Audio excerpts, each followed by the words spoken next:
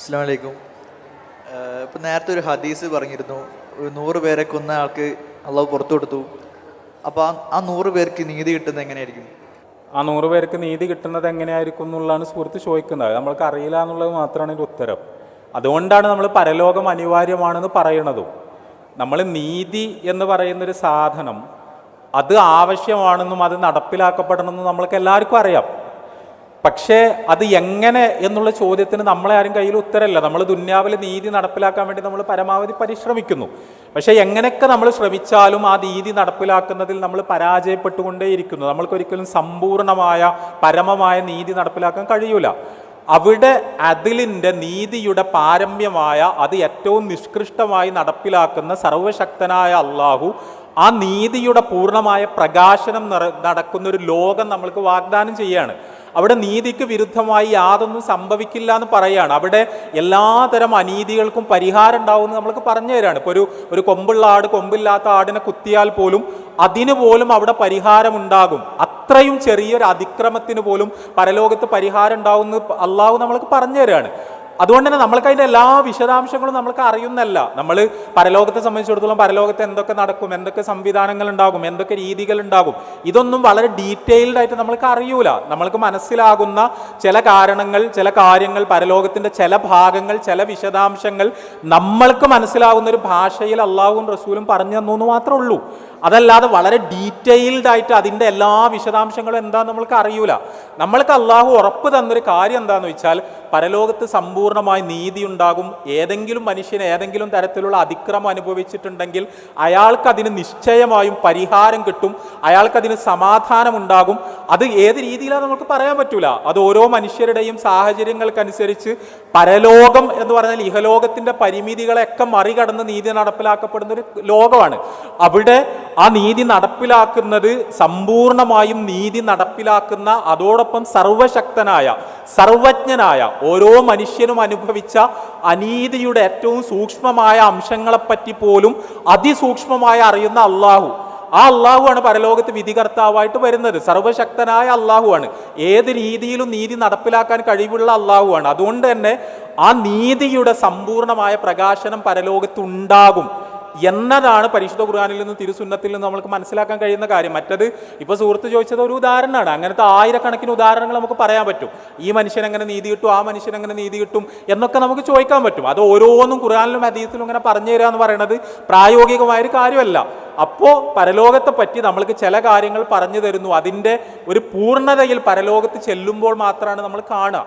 അതോടൊപ്പം നമ്മളിതിൽ മനസ്സിലാക്കേണ്ട ഒരു കാര്യം, ഇത് പറയുമ്പോൾ പലപ്പോഴും നമ്മൾ മനസ്സിലാക്കേണ്ട ഒരു കാര്യം, ഇപ്പം 100 ആളെ കൊന്നൊരാൾക്ക് പടച്ചോൻ പുറത്തു കൊടുത്തു എന്ന് പറഞ്ഞാൽ, അല്ലെങ്കിൽ ഒരു മഹാപാതകം ചെയ്ത ഒരാൾക്ക് പടച്ചോൻ പുറത്തു കൊടുത്തു എന്ന് പറഞ്ഞാൽ അത് പടച്ചോൻ പുറത്തു കൊടുക്കാൻ പാടില്ലായിരുന്നു എന്നൊരു ധ്വനിയിലാണ് നമ്മൾ ഈ ചോദ്യം ചോദിക്കുന്നതെങ്കിൽ, അങ്ങനെ ഒരു അവസരം ഉണ്ടാകാൻ പാടില്ല എന്ന അർത്ഥത്തിലാണ് നമ്മൾ ഈ ചോദ്യം ചോദിക്കുന്നതെങ്കിൽ, അത് അങ്ങനെ ഒരു ചോദ്യത്തിന് യാതൊരു പ്രസക്തിയില്ല എന്നാണ് ഞാൻ പറയുക. കാരണം മനുഷ്യർ എന്ന് പറഞ്ഞാൽ തെറ്റ് സംഭവിച്ചു പോകുന്നവരാണ്.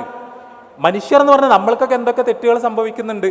നമ്മൾക്ക് സംഭവിക്കുന്ന തെറ്റുകൾ അത് എത്ര വലിയ തെറ്റായാലും എത്ര വലിയ അതിക്രമമായാലും അത് ചെയ്യാൻ പാടില്ല എന്ന് അള്ളാഹുവും റസൂലും നമ്മളെ നിരന്തരം പഠിപ്പിക്കുന്നു, ഓർമ്മിപ്പിക്കുന്നു.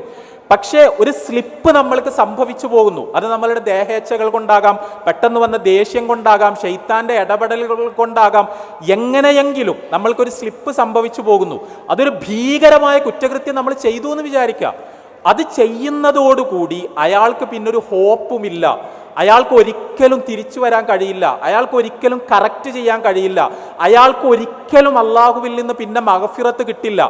അയാൾ എന്തൊക്കെ നന്മ ചെയ്താലും എങ്ങനെയൊക്കെ പശ്ചാത്തപിച്ചാലും എത്ര നല്ല മനുഷ്യനായി മാനസാന്തരം വന്ന് പിന്നീട് ജീവിച്ചാലും ഒരിക്കലും അള്ളാഹു അയാളെ തിരിച്ച് സ്വീകരിക്കില്ല എന്നാണെങ്കിൽ അവിടെ അള്ളാഹുവിൻ്റെ നീതി മാത്രമല്ല, അള്ളാഹുവിൻ്റെ കാരുണ്യമുണ്ട്, അള്ളാഹുവിൻ്റെ പൊറുക്കലുണ്ട്, അള്ളാഹുവിൻ്റെ വിട്ടുവീഴ്ചയുണ്ട്. അള്ളാഹു റഹ്മാനാണ്, റഹീമാണ്, അഫൂവാണ്, ഗഫൂറാണ്, വദൂദാണ്. ഇതെല്ലാം അള്ളാഹു.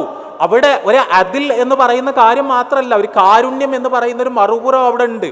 അവിടെ ഒരു മനുഷ്യൻ എത്ര തന്നെ അതിക്രമത്തിൻ്റെ പാതയിലേക്ക് പോയാലും അയാൾക്ക് തിരിച്ചു വരണമെന്ന് തോന്നിയാൽ, അയാൾക്ക് മാനസാന്തരമുണ്ടായാൽ, അയാൾ പാപമോചനം നടത്തിയാൽ, ഈ പാപങ്ങളെ മുഴുവൻ മായ്ച്ചു കളയുന്ന രീതിയിൽ നിരന്തരമായി നന്മകൾ ചെയ്താൽ അയാൾക്ക് തിരിച്ചു വരാൻ കഴിയും. അയാൾ ലോകത്ത് മനുഷ്യരൊന്നും അള്ളാഹുവിൻ്റെ കാരുണ്യത്തെ സംബന്ധിച്ച് നിരാശരാകേണ്ടതില്ല എന്ന് പരിശുദ്ധ ഖുർആൻ പറയുന്നുണ്ടല്ലോ. നിങ്ങൾ പടച്ചവന്റെ കാരുണ്യത്തിനെ തൊട്ട് നിരാശരാകരുത്. അത് ശരിക്ക് സ്പിരിച്വാലിറ്റിയിൽ നിന്ന് നമ്മൾക്ക് കിട്ടുന്ന ഏറ്റവും വലിയ ശക്തിയാണെന്ന് ഞാൻ പറയാ. എനിക്ക് തെറ്റുപറ്റുന്നു, നിങ്ങൾക്ക് എല്ലാവർക്കും തെറ്റുപറ്റുന്നു, നിങ്ങൾക്ക് പാപങ്ങൾ സംഭവിച്ചു പോകുന്നു. ആ പാപങ്ങൾ സംഭവിച്ചു പോകുമ്പോൾ അത് ജീവിതത്തിന്റെ അവസാനമാണെങ്കിൽ, പിന്നെ പുറത്തേക്കൊരു വഴിയില്ല എന്നുണ്ടെങ്കിൽ, അത് തിരുത്താൻ കഴിയൂല എന്നുണ്ടെങ്കിൽ, ഇവിടെ ആ മനുഷ്യൻ പിന്നെ പോയി ആത്മഹത്യ ചെയ്യാണോ ചെയ്യേണ്ടത്? ആ മനുഷ്യൻ പിന്നെ ഏതായാലും ഞാൻ ആ തെറ്റ് ചെയ്തു പോയി, ഇനി എനിക്ക് പരലോകത്തൊരു രക്ഷയില്ല, ഞാൻ ഇനി കൂടുതൽ തെറ്റുകൾ ചെയ്യട്ടെ, ദുന്യാവിൽ കൂടുതൽ അതിക്രമങ്ങൾ ചെയ്യട്ടെ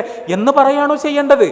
ആ തരത്തിലുള്ള ഒരു നിരാശയിലേക്ക്, ഭീകരതയിലേക്ക്, മാനസികാവസ്ഥയിലേക്ക്, മാനസിക രോഗത്തിലേക്ക്, ഡിപ്രഷനിലേക്ക് മനുഷ്യരെ തള്ളിവിടുന്നതിന് പകരം എത്ര തന്നെ തിന്മകളിലേക്ക് വീണുപോയാലും അയാളെ മാനസാന്തരം വരുന്നൊരു സമയത്ത് നല്ല മനുഷ്യനായി തീരാൻ സഹായിക്കുന്ന മാർഗദർശനമാണ് യഥാർത്ഥത്തിൽ ദീൻ നൽകുന്നത് എന്നുള്ളതാണ് അതിൻ്റെ സത്യം. അത് ഇസ്ലാമിൻ്റെ ഏറ്റവും വലിയ സൗന്ദര്യങ്ങളിൽ ഒന്നാണ്. അത് വളരെ മനോഹരമായൊരു കാര്യമാണ്.